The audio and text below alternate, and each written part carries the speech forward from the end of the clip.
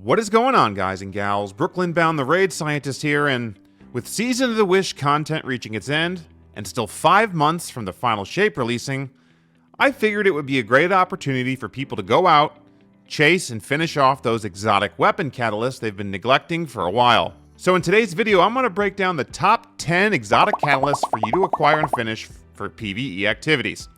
We'll also be releasing a video on the channel soon covering the best PvP exotic catalysts as well, so if you're an avid PvP player, keep an eye out for that drop. With over 80 exotic catalysts, some on weapons 4 or 5 years old, and some brand new, it's hard to finish them all as they require tons of kills, and some can take a while to get the drop to begin with.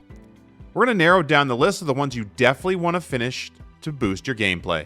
And if you enjoyed today's video or have any ideas for things you'd like to see on YouTube from Destiny, please consider subscribing to the channel so we can reach our 10,000 subscriber goal. Also, at the end of the video, I have a few tips for you if you're needing help grinding catalysts or getting them to drop, so make sure you check those out at the end.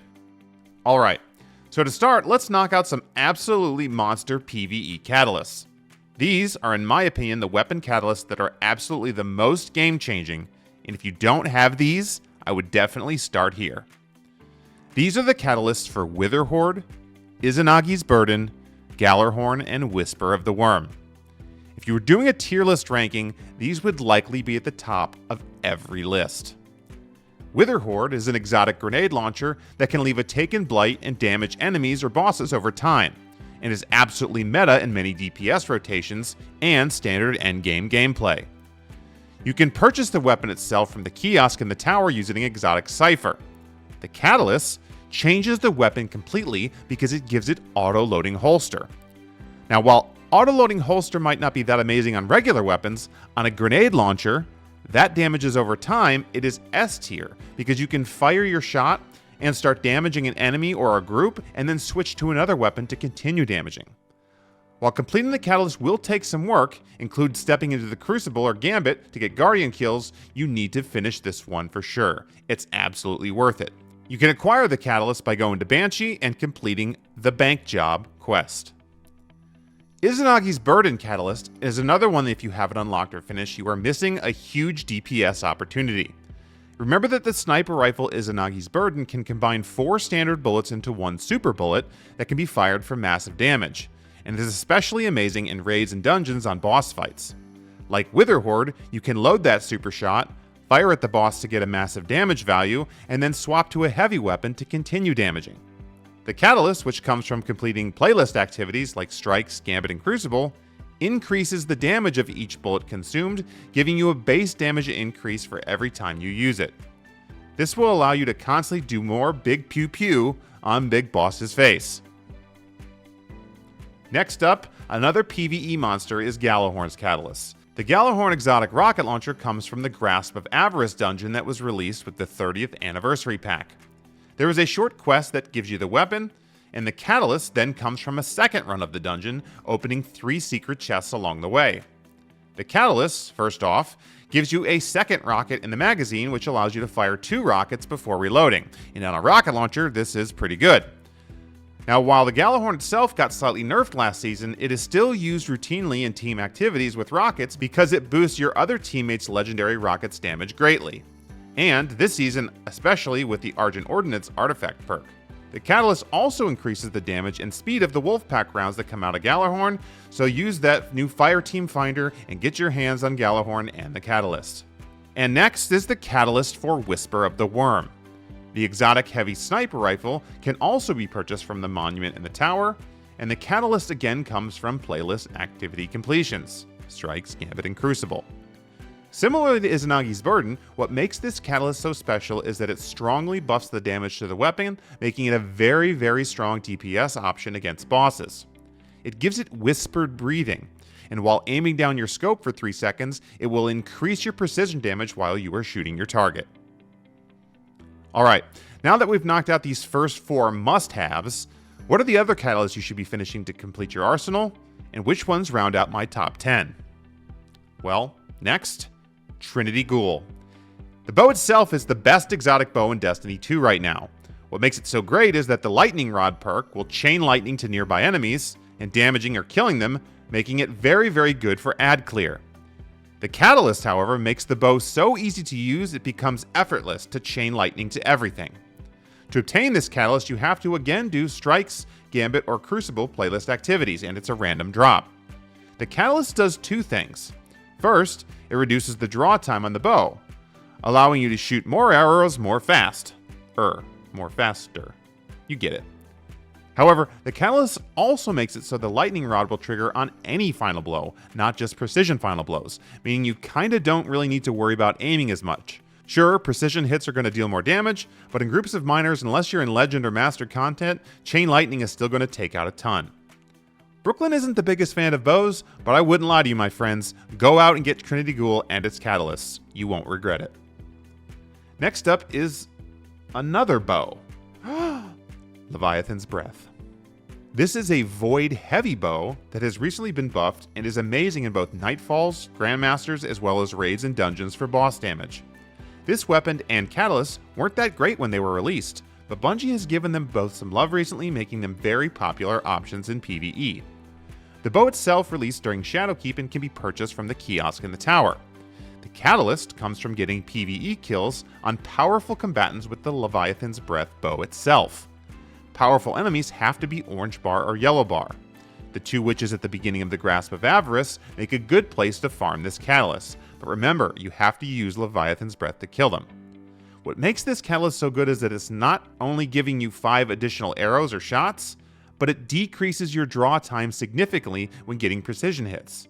So when using this to damage a strike boss or raid boss, you can once again fire more arrows more fast. Alright, moving along, the next Catalyst you want to go out and acquire and finish is for the exotic sniper rifle Cloud Strike. This weapon and Catalyst have moved up the tier list recently due to Bungie's buff to snipers in PvE. Cloud Strike is an arc sniper rifle that fires very quickly, and once again is an amazing option for killing champions, majors, and damaging bosses. It's also very strong in PvP as well, especially in things like Trials or Competitive, where teams can kind of tend to play more ranged and slower, getting you multiple kills if they're standing by each other. The weapon itself comes from Empire Hunts in the Beyond Light expansion, and the Catalyst comes from playlist activities such as Gambit, Crucible, or Strikes. Its main perk, Stormbringer, rains down lightning on your target from rapid precision hits, and the Catalyst gives it Triple Tap. Triple Tap will refund a bullet into your mag after hitting 3 precision hits, and since the magazine has 7 shots, you can get 2 additional shots when damaging a boss and repeatedly hitting the crit spot, which allows for some very solid damage.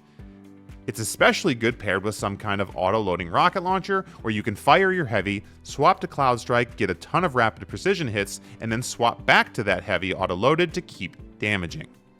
Next up is the Thunderlord Catalyst. Thunderlord is an exotic arc heavy machine gun which was reprised from Destiny 1. It released with Forsaken is now a random world drop from exotic engrams, so if you don't have the weapon, it might take some luck in grinding to get it. Once acquired, the Catalyst comes from, you guessed it, playlist activity completions, Strikes, Gambit, and Crucible. While by itself, Thunderlord's exotic perk lightning rounds are pretty strong, which rains down more lightning like Cloud Strike does when maintaining shots on your target, but the Catalyst makes it S tier because it reloads your magazine as you keep summoning lightning strikes. So while you're damaging a high health target like a champion or a boss, you can keep firing for longer without having to reload and do tons and tons of damage. It's routinely a good option in any Legend or Master content where arc surges are the active as the heavy of choice. Moving along, the next Catalyst up on my list is Legend of Acreus. This exotic arc heavy shotgun is a beast in chunking large amounts of damage to majors, champions, and bosses. This used to come from a quest from the Leviathan raid, but since that raid has been removed, you have to buy it from the tower kiosk. This weapon, however, also requires Spoils of Conquest, which come from raid chests and raid encounters in addition to that exotic cipher. The Catalyst? It gives Legend of Acreus some absolute power. You get it to drop from Nightfall playlist activity completions, and you can run any difficulty including Hero to get this, and it can be fairly rare. What makes Legend of Acreus Catalyst so strong, once again, like others in this list, it improves the amount of ammo and damage you can do without reloading, and speeds up the reload. It increases the magazine by 2 slugs and gives you more ammo reserves. The catalyst also boosts the base reload by 36 points, allowing you to reload your empty mag faster and shell out more damage. The difference between Legend of Acreus with and without the catalyst is night and day, which is why you need to grind this one out and finish it before the final shape releases. Alright, now for the final spot on the list, there are a handful more catalysts I think are good and warrant a spot. But viewership on 30 to 40 minute videos really isn't that high, so I had to narrow it down.